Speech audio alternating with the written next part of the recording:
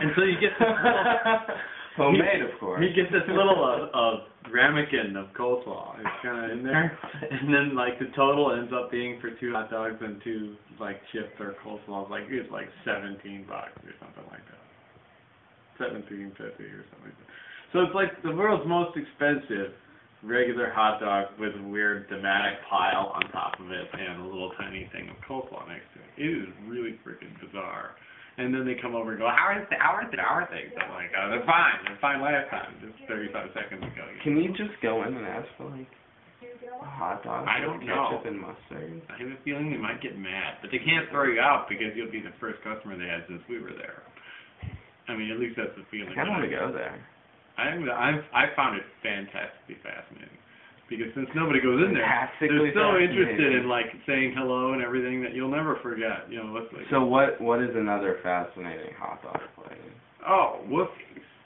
Woofie's? I like that you just come up with this immediately. Not even a pause to think about it. You're not familiar with Woofie's? No. Oh my goodness. Well, Woofie's is one everybody knows about. This Cafe Carnival is like not. I'm sorry, have I offended your sensibility? Terribly so. No, Woofie's is great. As an Asian St. Louis.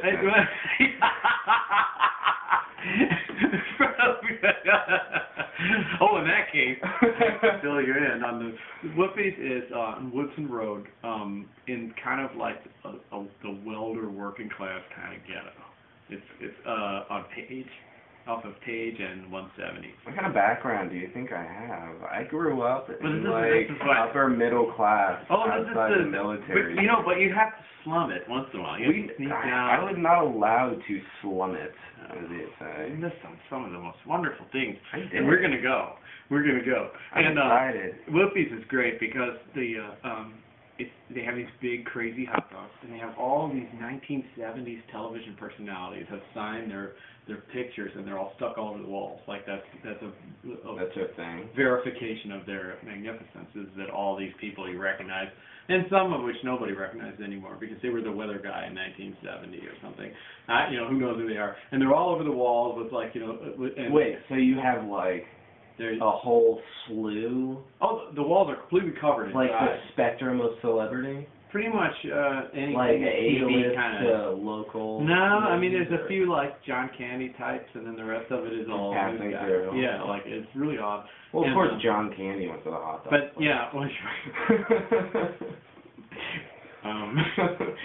well sure. Oh yeah, but like that. But you go in there and it's like bread and yellow. It's totally weird. It's fantastic, and they really do make a good hot dog.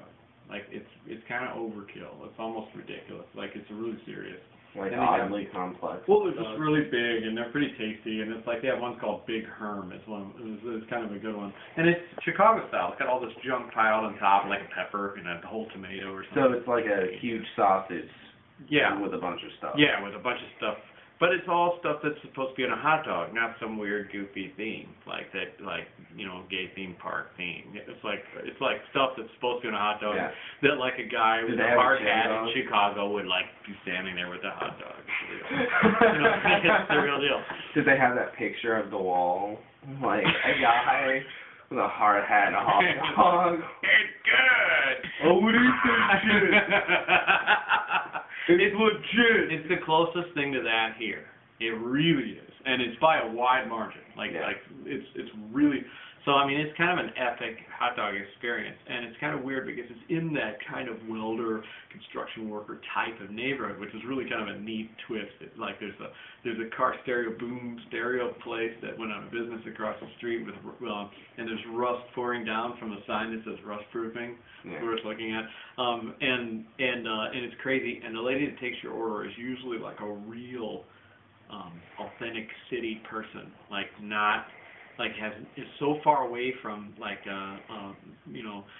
trying to look pretty or anything. Like these people look like really really weird. Like some of them are normal, but there's some really interesting. Wait a minute, you say real authentic city looking people? Yeah. Like I imagine when you go to the normal people. No. Wait, you mean like homeless people? No, well yeah, they look like that. No, but when you go down in the city, there are people that look like the same as in the county, but there are people that are only in the county, like these bleached out, like bimbos, and they're only in the county. And then you have someone that is not in the county, which are these really weird, usually old folks, and they're really wrinkled up and crazy looking. Yeah. And you see them, you go, wow, you know, like those people. I associate that with kind of South County.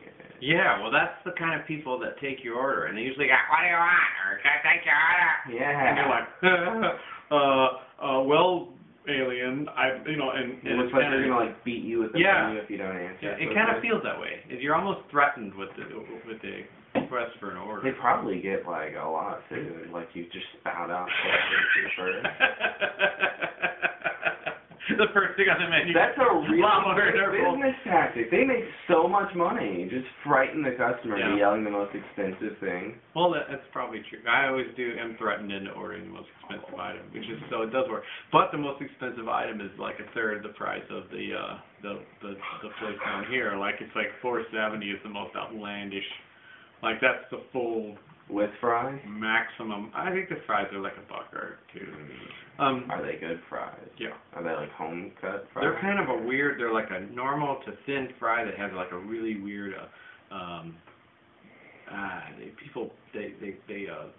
They're like spicy fries. You know, they have that. I think you can tell how like awesome a place is to eat by their fries. Like if they serve really good fries, they're pretty good fries. I think the food is usually pretty good. Like that's my gauge. So I mean, I think that like Woofie's is kind of should be required curriculum as a St. Louis, and you should go there and be wowed by the magnificence of this crusty place. We should definitely go. And I don't necessarily recommend the gay triplets, although it was really fantastic and interesting. But it just didn't seem really super satisfying. Like Woofie's, even if you felt sick from eating this giant, crusty, nasty leftover thing hot dog, you still felt like you were victorious as a human. You know, like I did it. Oh, you know, you feel like you got some experience and you saw. Like if you could survive that, you can. Yeah, that was your indoctrination into manhood, was eating and surviving a Woofie. Maybe that's why I feel slightly inferior. Like that's where the conflict. This is it. Yes. We have to go and eat a Woofie hot dog, and then we will be equals. Yes. Yeah. Absolutely. Like, I'm ready. I think we are equals. You just haven't shown it. But you definitely, I mean, those are the places that make St. Louis cool. I think, are the places that like aren't like other. I think those are the places that make any city. Yeah, and like you can really tell. But it's hard to find them. It's harder to find them. You have to find them, and that's kind of a weird. Like there's some guys coming from out of town in July. They're going to be playing music, and I'm really excited they're going to be here. But they haven't figured out where they're going to play music, and since they don't know the area, they talked to one of the major like little auditoriums, and we were like, that's not really appropriate for them, you know. But they don't know where the cool stuff is, or all the weird stuff. And it's kind of a shame because these are really good musicians. They're like really something, and so for them to be here is like really exciting. And it's just kind of sad that they're like, oh well, you know, we talked to those guys and they said we don't have that big a draw, so we should get some bigger name band and open for them or something. And I'm like, first they're obnoxious, and then and it's not really a place where the real music is, so they should not be there. They should be in the real music place. They need a guy on the inside. Well, I'm going to try to help. But that's like an idea that there should be a way, you know, that's what's so neat about going to a town when someone already is there. You can, they can show you where not to go and where to go and where the secret stuff is. I mean, there should just be like a network of musician-friendly, people who know the inside. Well, I know out west there's stuff like that. Like these guys do house concerts. Not MySpace or something. It's separate. It's like a little door. Leaving. It's I don't know. Do they do that kind of stuff here, like the house concerts? I wouldn't know. They do. I didn't have a very exciting childhood / teenage. Well, I don't know how long that's been happening, but in San Francisco, that's like almost a standard way where a lot of people play music, and there's some big name acts, and they just go to someone's house, and sometimes they're in the kitchen, and like sitting on the kitchen, like here, and they kind of sit here and they play music, and there's like people show up, and think, oh my God, this is some dude's house, and it's like, I can't even believe this.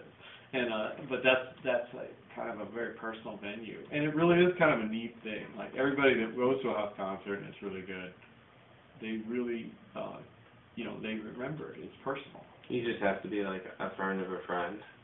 Well, they try to tell people, Yeah. until they run out of space, but sometimes they run out earlier than other times. But it's sometimes a lot earlier. But I mean, there's a place in. Like it's just get here as soon as you can. Well, they sell tickets. They actually do. Oh. They did the just show up thing, but then like they got mobbed by a few big acts. I would imagine. Yeah, I was thinking in my head, wait a minute, if you just tell people. But it's never over $10. It's always like $10 is like the kind of the limit, and so like if it's Lenny Kravitz, it's still $10. So it's like you don't know like what's gonna like some of them they don't even tell people. Like if they're really big, they don't say anything.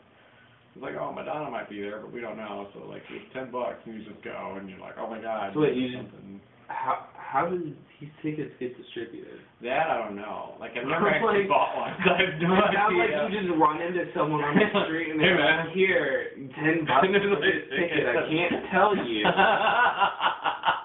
Who are they then? I think it's beautiful. This might be the address. The signs might be $10. Maybe. I believe they used the regular ticket. Like because you can do it. Like I used to do it. Yeah. You could have tickets on like they call them Metro tickets, and there used to be tickets now and Dow tickets. I don't even know if there is now. But you call them and say, man, I'm selling tickets to this thing, and they're like, okay. And then you tell them, I want $10, and then it'd be like 12 or 11. Remember there was a big argument about like some really high profile concert they were tacking on 90%. Well, then they facilitate it for you for a couple of bucks a ticket fee. So it's like $13.50.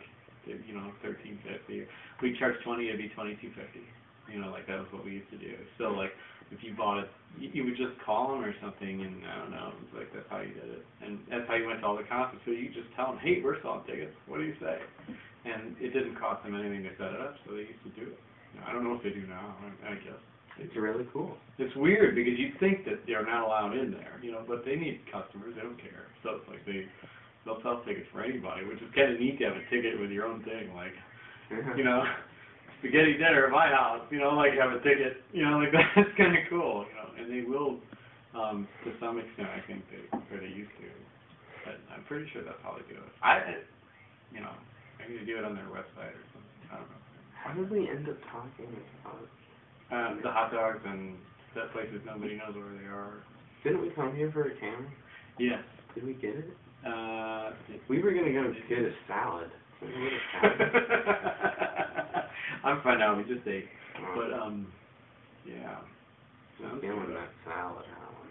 Where are you going? Schnucks. To the salad bar. Yeah. What time is it? I never remember that on time. 8:46. So it's probably still barely possible. We should go. Yeah.